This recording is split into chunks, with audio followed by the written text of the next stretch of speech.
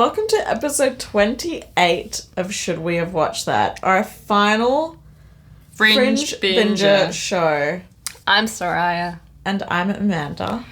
And I am so... Honestly, I'm a little bit relieved. I'm... to have our last kind of show. It's been a wild ride. But let's talk about what we saw, shall we? Shall we?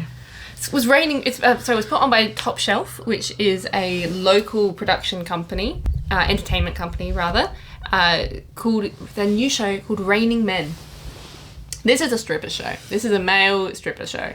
I have not been to a stripper show. I also have not, until last night.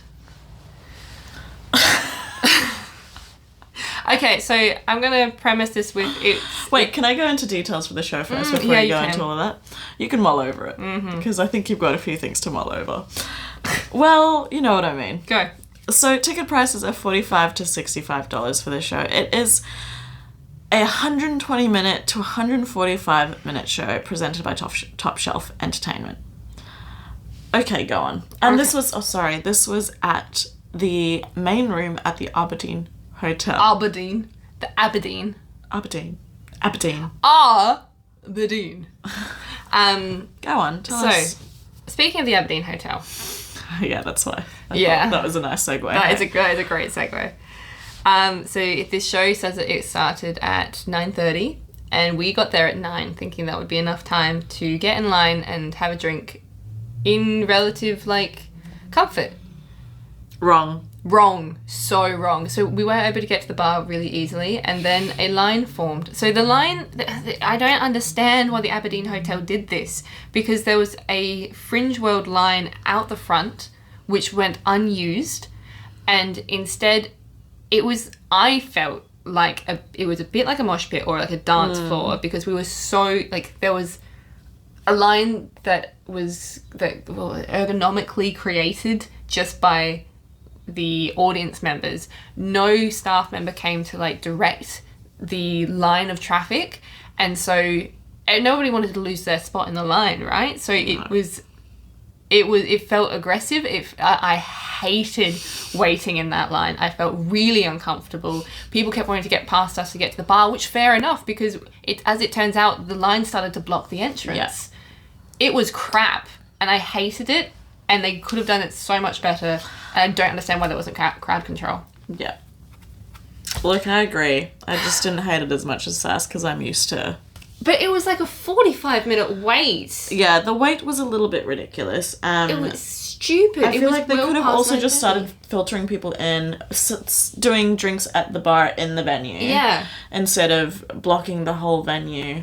I don't know if it's a marketing tactic to make it look busy. I have no idea, but it just felt like it was a little bit silly that they just didn't start filtering people in to take seats and then just start drinking in the location of where the show was happening. And to top it off, we went on a Friday night, and so people were... probably pre-drinking. Yeah, and you could bloody tell, because the energy of a lot of the audience members was... rowdy. I hated it. I hated the line so much. I didn't hate it as much as Sass. Amanda was jiving and taking videos of herself, dancing to the music, while I just kind of stood there so stoically. Very upset about the situation. Discomfort. So then we went into the venue. So then we got in. Finally. Wow. Let me tell you, it was a conundrum even trying to not get cut in front of. And me and Sass were trying to barricade these women from cutting in front of us. Because there was also a fork in the line, in which people were trying to converge, and we were at the very edge of the fork. We were the last single line of people before it forked. And I said this to Soraya, but honestly, it was really giving feeding time at the zoo. Which I don't know about you, but I have heard of this happening before, that women can be absolutely unhinged when it comes to male strippers, and I think that honestly, it's probably something. It's a societal thing that usually women aren't allowed to show their sensuality, and men aren't usually portrayed in this manner. So it is a different experience, but it was And also probably the pre-drinking and stuff like that didn't help as well on a Friday night. Yeah. But that being said, I think because, you know, it was a Friday night, I think the energy in the crowd was great during the show, apart from also the girls behind us. Who dropped a drink on me, who dropped their phone, I didn't have the best audience experience in this show. And, like, the location experience. Yeah. But moving onto the show, overall thoughts / concept. Concept was fun, obviously. Like, the dancers were great. There was about 5 dancers who weren't strippers, but, you know, just did take a shirt off every now and again. After they put another one back on. They were fantastic. The strippers were fun. Although I do think one of the strippers wasn't as comfortable in dancing as the others. It was the slightly old one. And when I say slightly older, I just mean, like, I think he was maybe 40. Yeah, the one with the beard. Yeah. And the tats. Yeah, and the tats. Which is, like, is fine. That's not necessarily his stick, or perhaps he's not used to the choreography. I don't know, but the dancers were great. I have a feeling that a couple of them actually might be Whopper dancers, just because it's available to them. And they were very good. The choreography was very good. They did specify at the start of the show that they are the higher end entertainment from Top Shelf. Yeah, so they do pride themselves on having the best singers, the best dancers, the best strippers. So it is something like that. We talked about in I Am Woman that the burlesque shows that we've seen haven't always been in sync, but these boys were in sync. Yeah. So that was great. Yeah. I was confused for a moment about the female host? MC. Yeah. Yeah. But then there seemed to be 2 other MCs. Because we also had the male singer. Yeah. And then Justin. Who was a Justin Timberlake stand-in. And I didn't quite understand who the male singer, like, why he was kind of around. Yeah, I agree. I didn't think he added much to it, and the amount of times that they would just call out randomly, make some noise. It's like the performers haven't done anything for us to want to make noise for. That didn't stop them from the crowd from making noise, though. It sometimes did, and other times they were like, clap your hands, or like stand up and boogie, and there was like, it took them a couple of tries to actually get people to stand up and do stuff, because I think the show was just so long that, like, they kept being, like, especially at the end, being like, make some noise. It's like, my voice is going to go if I keep whooping. My voice has kind of gone, to be honest. I don't think it was just this. I think there's been a multiple of cabaret and ballet shows that we've seen. But it was a long show, and I think it didn't help that we started late, and, you know, we had that It finished at 12:30 a.m. And it was supposed to finish at 12. Yeah. They had 2 breaks, 2 15-minute breaks, 15 to 20-minute breaks within the show, and I just think that was a little extravagant. For people to get more drinks and bathroom breaks. People getting drinks during the show and ruining eye lines and stuff like that. Anyway, like, there were lots of bad things about this show. The dancers, like, the actual entertainers, I think were great. Yeah. The boys were great. The dancers were incredible. Yeah, excellent. And it was very sexy and very raunchy, and, like, they kept saying, like, are you feeling wet, essentially, because they would keep, like, throwing water on the crowd. And, like, it was sexy. Yeah, it was. I just think that there was a lot of things that didn't help them. Yeah, I think it was crowd control, the crowd itself, which probably could have been controlled with crowd control. And maybe the intervals were unnecessary. Yeah. Or at least not 2. Not 2. Definitely didn't need 2. If Bernie Dieter can do 1 interval and do a tight 2-hour show, so can you, Top Shelf. Yeah. Again, the boys were gorgeous. The dancing was great, but I was ready to go home, which that's not a feeling I want to be having when I'm at a show. Yeah. I don't think I've had that the entire Fringe. Yeah. I think it was disappointing that you did feel like that at the beginning as well, with our experience of just, like, standing in the crowd for half an hour. I think 45 minutes. Yeah. So I think if they polished that up, then it would have been a completely different experience. It would have been. Again, I had a great time when there was actual music playing and the boys were doing their stuff, but it was just the in-betweens, and I was like, oh. Mm-hmm. Sorry, I've complained a lot. How did you feel about it? I really enjoyed it. I found it very entertaining. Obviously, I've never been to a stripper show before, so this was a first for me. And I found it very entertaining. I had a good night. I was very aware that you weren't having the best night, so I think that kind of... Oh, I'm sorry for sullied it. No, but that's not on you. I think I'm just that sort of person that's like, I don't want people to not have a great night. Yeah. You know what I mean? But I like, if I'm just honing in on myself, I did have a great night. I enjoyed the show. I didn't love the intervals as well. I thought they were a bit unnecessary. I was a bit confused by the DJ at times. Just with some, like, I think he had, like, his file list on the screen. Oh, yes. The multimedia behind the DJ was very much not polished. Yeah. There were moments where instead of something being on, he would have, like, he switched to a wrong screen and you could see his, folders. Yeah. And I think also the introductions before some dancers came on was a little bit too long in terms of their PowerPoint. Yeah. Or their presentation to introduce, like, Michael Jackson. Like, the Queen. I was just like, just bring the stripper out. Yeah. Like, it might seem to the producers of the show that they were making this, like, really teasy moment, but, like, if it goes for 2 minutes, the audience is bored. Yeah, it's too long. It could be 30 seconds. It could be 10 seconds, to be honest. I did, however, enjoy the stage, the fact that, you know, you had the main stage, it had the water that they were able to kind of bring in, and then they had a balcony area with, like, straps and harnesses. There was a sex swing on there. Yeah, and so I enjoyed, and that was great for our eye line because we were on the other side of the stage to the balcony. So I did really enjoy the venue in terms of it being a venue for performing. Yeah. Not so much how the venue handled the crowd. Yeah.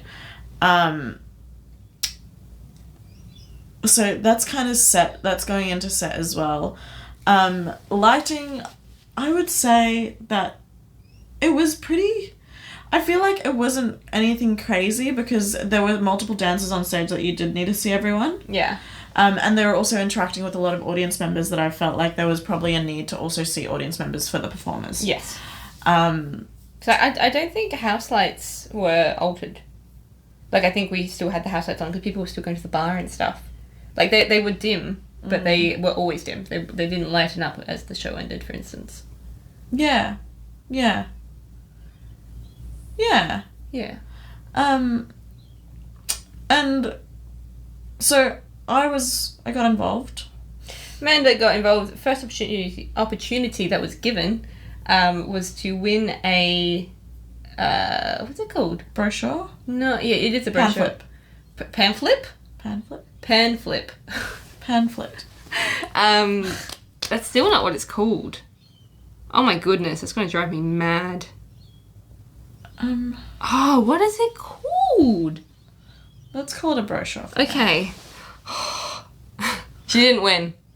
She let the team down. Quite angry that I didn't win because I'm very competitive. 2 women were brought on stage, Amanda being one of them, and 2 gorgeous men were brought on stage, both topless, and the girls were blindfolded.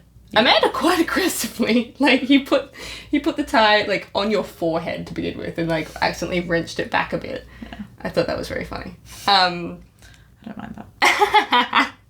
And then they placed, so after the girls were blindfolded, the boys placed a plaster or a band-aid on their person somewhere for the girls to find. Amanda did a very thorough search, but found his neck last. So who's the real loser is what I'm saying. I really. wish you could see the eyebrow raise, the single eyebrow raise that she did as she said that. It's funny because Justin directed my hand onto his chest. Yes. And was like, obviously, this is your point of beginning to search him for this Band-Aid. Yeah. And I was like, God damn it, now I'm looking back on it. I was like, I could have felt if he knelt down. Or, like, you know, he like, you know, reached down to put it somewhere on his torso below. And now I'm thinking, obviously it was going to be on his torso, like, on his upper half of his body. However, you just wanted to touch his legs, as it turns out. Again, who's the real loser? Maybe I didn't win a pan flip. Pan flip. You can't say it correctly. Or a brochure, but, you know, she got less time. That's all I'm saying. Okay, so I want to know, was the Band-Aid also on her guy's neck as well? No, it was under, like, just under his waistband. So, like, it was just poking out, like, half of it. So he actually did, I think, a bit dirtier. Oh, like, I don't mean that in the sexual sense. I probably would have found it with the way I was touching. You would have. It would have been immediate. Honestly. So I think he went to his waist like, the first thing. I did chest and, like, torso and then arms, like, down the arms. And then I was like, it's not here. And then down the legs. And then actually you did brush over it and then went to his hair. Yeah, I just scrubbed up his hair. And then you went to his neck. And then you were laughing. So I think that was really fun that you got involved. Yeah. And because we were on the third row of people, so there was only one other, no, there wasn't another person in our row that got picked. So that was, yeah. I was the chosen one. She was the chosen one, and there was lots of audience participation in this one, which I think would have been really fun to be that person. Yeah. They had, but you were saying they had some pre-chosen people for like birthdays and stuff, right? Well, yeah, so birthdays and brides to be did get preferential treatment, which is fair. Like, yeah, it's a special day. That just makes us want to lie about our birthdays. Yeah, we didn't, guys. Don't judge us. Well, as we were getting ready, judge us. We both had a thought at separate times. We didn't share. Well, I mean, you didn't share with me. You had the thought first. I did. I had the thought in the bathroom. I was like, ugh, I wish I had a birthday sash or a birthday pin. So then maybe I'd get chosen. And then we left the house to walk to this show, and I said, God, we should have gotten like a bride-to-be sash. Or like birthday girl sash. And Amanda was like, I was thinking the exact same thing 25 minutes ago. We didn't have time to get them. But I got chosen anyway, so yeah, you did. But there was a pre-chosen person for Justin's set. He found them during during the first interval. Yeah. And then there was also a preset person at the very end because it was actually a dance member of. Yeah. I felt catfished. I really also thought felt that she catfished. was an audience member. Yeah. And I was like, God damn, thank goodness I didn't get chosen because I would not have been able to do those moves. But yeah, she was phenomenal. And their chemistry was great. They were very sexy. Yeah. Like, don't get me wrong, it was a really, really hot show. It was. It's just there were things that didn't go great. And they sullied my experience. Yes. It was still really hot. Because, look, I'll say that there were moments where Sass was agape looking at me being like, ugh. And I was doing the same to her. About what? Like, moments on stage. Oh, yes. Yeah. Where I was just like, excuse me, what? Hi, excuse hello. me, what's your name? How do we get in contact? Yeah. Which I think is the entire point of the show. Like, you're living vicariously through the women that are on stage, or the boys that are just really sexy doing dances. Which I actually think that the dances were my favourite bit. Not the stripping, not necessarily. Like, I mean, the strippers did do the sexier moves on the people. Like, the first stripper, he did that, that rollover thing. Mm-hmm. Yeah, with the legs. It's just, walked over the other woman's legs and then flips her over. Yeah, that was that's hot. But I think my favourite part was the 5 boys that was like, they were just topless dancers. They were just really good dancers. They were really sexy as they were dancing because they were sexy moves, and they were really good looking men and choreographed well, very well timed. Like their timing was really good. They were in tune with each other. You could see they were having fun with each other. Like little grins and stuff at the reactions they were getting. Like it was I think they were great. Yes, let's talk about favorite moments then. I feel like you've already touched on it. Yeah, I mean, the rollover and, like, the stripper rollover thing for me, because it's just, you've seen, like, I've seen it on, like, TikToks and stuff like that. Just very sexy. I know exactly what your favourite moment was whenever he came out. I actually think my favourite dance moment was with the Duke, but it was the four backup dancers that I was watching. No, is it Luke? Duke Luke? I think that was it. Luke the Duke, yeah. You were right. Duke Luke. Duke Luke. Amanda had a crush. Yeah. I liked him. He was great. I don't really know his name. But, yeah.